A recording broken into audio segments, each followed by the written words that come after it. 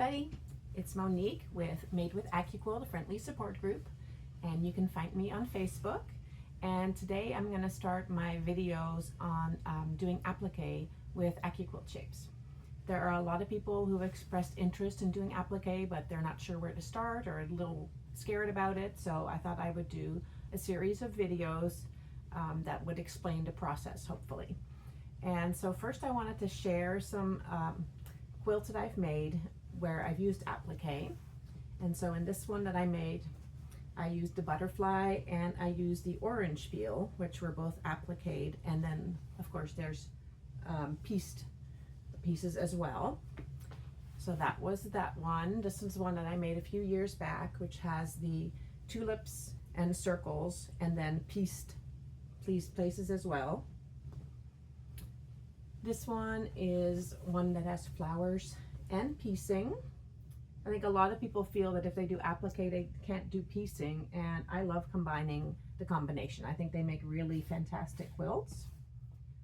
This one was a fun one to do for Valentine's Day. It has hearts, and actually two sets of hearts on top of each other. That one was really fun to make.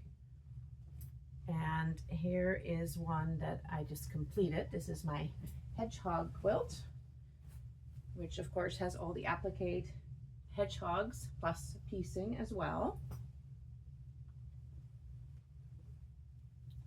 And here is the basket quilt that I made last year, or actually earlier this year, for our challenge, where I used our basket applique and I used flowers.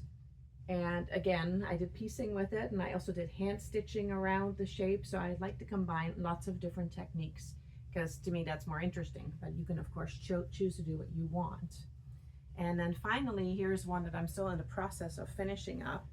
So basically the center of this one was all pieced, big stars, but then I decided to applique flowers around the edge, and I'm actually busy big stitching around the leaves and the flowers, and I used rickrack for the vines. But you know, another combination of piecing and applique and big stitch quilting, and I love doing that.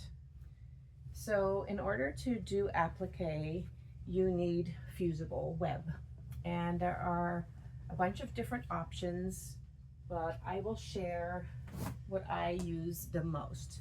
So basically you can use light Steam-A-Seam 2. And the reason why it's light, it's because it's a little bit more lightweight, a little thinner, so it doesn't give as much stiffness to your projects. What I like about this one is that it has a sticky backing, so you can temporarily stick it down, so you can kind of decide where you want your pieces to go. The negatives about this is that it's expensive, and you also have to really steam it in order to make the glue dissolve. And if you don't, then when you go to stitch down your shapes, sometimes your needle will pick up that gunk. You can clean your needle.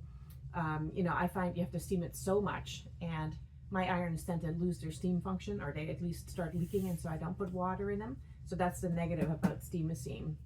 Another thing you can use is Pellon Wonder Under, which, you know, you used to be able to buy on a bolt basically from Joann's.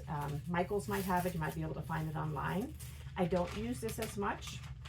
I don't know why I have it, but I have it. And then the other thing that I used to use is Heat and Bond Light.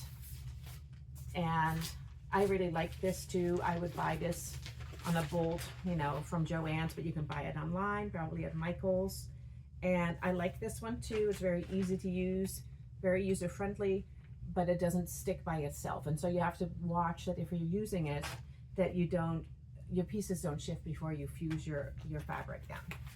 All right, so those are 3 of my suggestions for you. So there's Heat and Bond Light, there is Pellon Fusible Web Wonder Under, and this is number 805. And then there is Light Steam-A-Seam 2. And I would recommend this one. I know you can buy it in sheets and you can buy it in rolls. I like the rolls because it lets me do bigger pieces, but sheets might be more economical. So those are your choices for fusible web, and we'll get into how you use them exactly at a later date. But in order for you to do applique, I wanted to make some suggestions for dies that you might want to pull out or buy. And so to start to do fusible applique, I would suggest you start with simple shapes. So nothing too pointy, nothing too intricate. So the heart die would be a really good choice. The funky flower die, I love this one. I use this one so much. And this one has fairly simple shapes. You're looking for shapes that are rounded, not too small. It'll make it easier for you to do your first try on applique. The pumpkin one is a good choice because it's pretty rounded, fairly big. There's just a few pieces that are a little smaller, but you can handle those. This flower die, they don't make anymore, but you might have it in your collection. This is a nice one because it's very simple, very rounded, very easy. And then this is the gingerbread man. He's very simple, of course, because he has nice rounded shape, nice large shapes. And then I pulled out my penguin paper because I love using the penguin. By itself, he's a very simple shape. His body is very simple. Some of his pieces get a little more intricate, like his feet and his beak and his eyes. And also he has two separate pieces for wings, and so you have to applique those down, which is not hard, but it might be a little bit more tricky. So this is an option. If you have it, pull them out, and otherwise just go for one of the other more simple, just one piece things. All right, so that's my my first video for you when we get started on our applique journey. And next time I will explain what you do with that fusible web, what you do with your fabric, and then we'll get started with doing some fusible. Have a great day.